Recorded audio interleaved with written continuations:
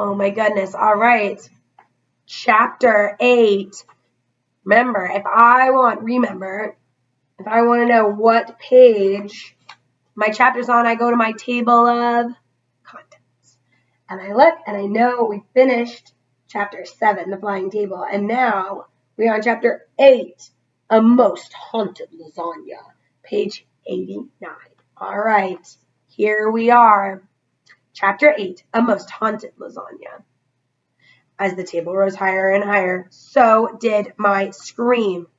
I tried to move, but it took me a few long seconds to make my legs work. Then, just like before, I ran from the room. And just like before, I opened the front door, and yes, just like before, Desmond Cole was standing there. This time, I didn't slam into him, which was a good thing because he was carrying some weird gadget. It made a whirling noise, and it had blinking lights. I was shaking too much to talk, but Desmond had a huge smile on his face. I knew it, he exclaimed. You brought a ghost with you, didn't you? He was so excited, he didn't even wait for me to invite him inside. He just pushed past me and ran into my house. What are you talking about? I asked. Me? Bring a ghost. A ghost? Desmond ran into the den, then looked around. Well, if you didn't bring it, then you are one lucky guy. Lucky? I said. Okay, this kid was bonkers. Yeah, Desmond smiled as he waved his machine around. Don't you get it? You're living in a haunted house. My heart stopped. A haunted what? Stop asking so many questions, Desmond said, walking through the den, pointing his gadget at the walls and the sofa and the TV. Don't tell me you've never heard of a haunted house. I've heard of them, I said, but I don't want to live in one. Can you do something about it? Of course, Desmond said. You move to the haunted house next door to the right, kid. Desmond's gadget was making louder and louder beeps as he moved closer to the kitchen. I followed behind him. Far behind him. Whoa, he exclaimed, stepping into the room. Does your table always fly like that? I shook my head. Not usually. Good, Desmond said, because that would be really weird, but also kind of cool. He didn't look scared at all. In fact, he looked like he was having the most fun he'd ever had. Desmond jumped up and grabbed one of the legs of the table and pulled it back down to the floor. We were face to face with a lasagna. To be honest, it still looked really delicious.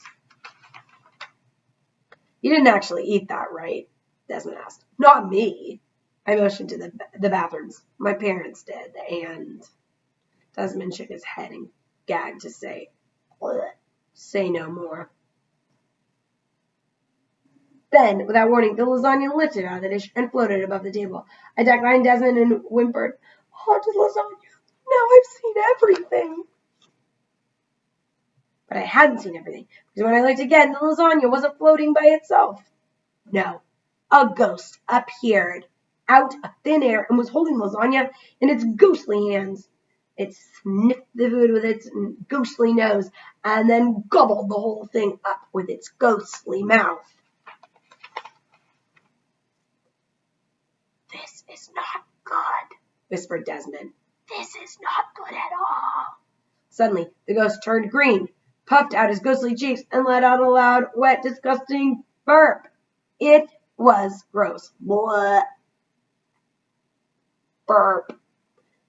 If you've never smelled a gross burp, consider yourself lucky. Ew, I moaned. The ghost puffed its ghostly cheeks again, but before it could burp again, Desmond yelled, Run!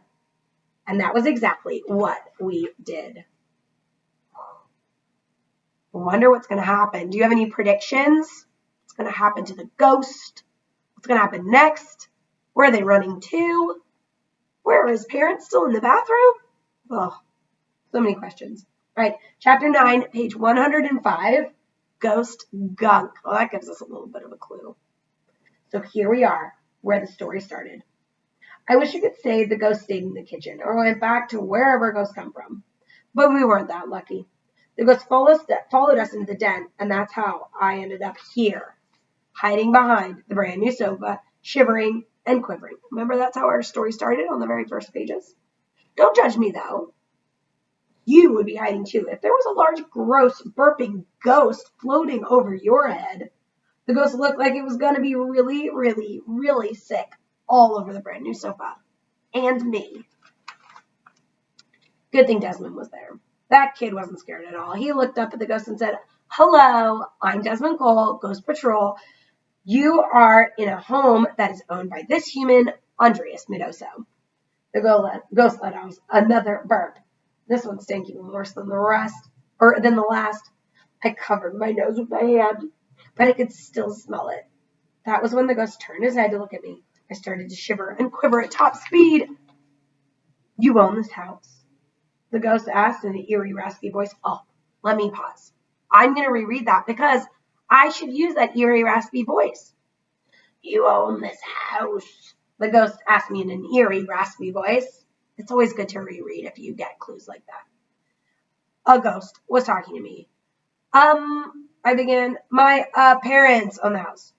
"Are your parents humans?" the ghost asked as it moved closer to me.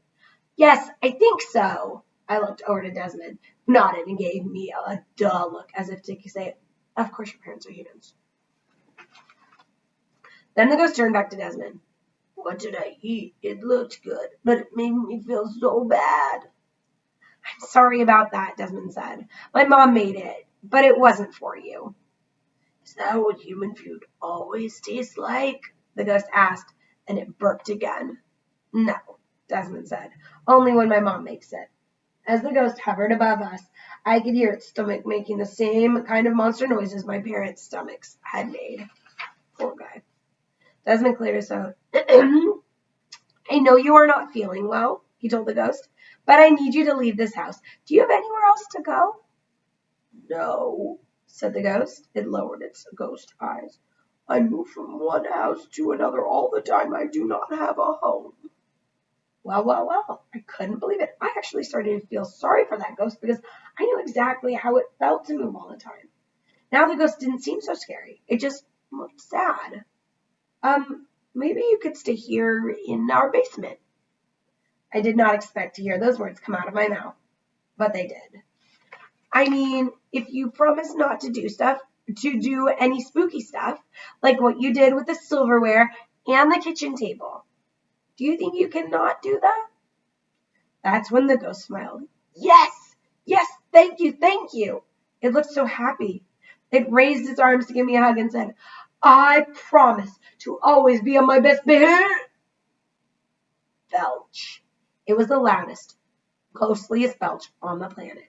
It was followed by the ghastliest, grossliest gunk in the universe. And it landed all over our brand new sofa and all over me. Oh no, he threw up. That's a bad lasagna. Our last chapter. Congratulations. Finishing a chapter book. Holy moly, in 1 week. That's crazy. All right. Chapter 10, page 119. Meet the Ghost Patrol. Turns out the ghost's name is Zax, and he's actually pretty cool. Well, for a ghost. He tries to keep his promise and not scare me, and he never bothers my parents at all. Actually, living with Zax is like having a little brother. He always floats through my walls uninvited, takes my stuff without asking, and reads my books before I'm finished with them. But I don't mind. Most of the time. Even if I did, I wouldn't say anything. Let me tell you, it's really hard to wash off ghost gunk. It's something I only want to do once. As for Desmond, he's my best friend now.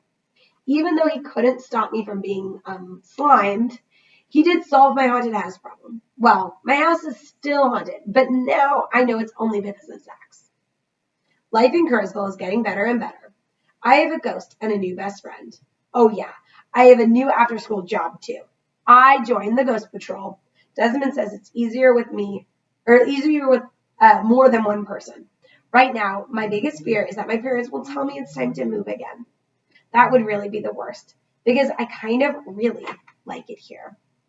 Desmond gets calls all the time from kids who need his help. No, our help. That's what makes Kurzville such an unusual place. You never know what's going to happen next. And believe it or not, I like it that way. And then you have a card at the back that says, Andreas Midoso. Oh, because he crossed out Desmond Cole, because maybe now they split cards. Ghost Patrol. No ghost too tricky. Call 555. No ghost. Well, I hope you love this book as much as I do. Go ahead and fill out our book review. Answer the questions. You could have a grown-up write the answers for you. You could record your answers. You could make a video with your answers. Whatever way you think best to do a book review. I will see you.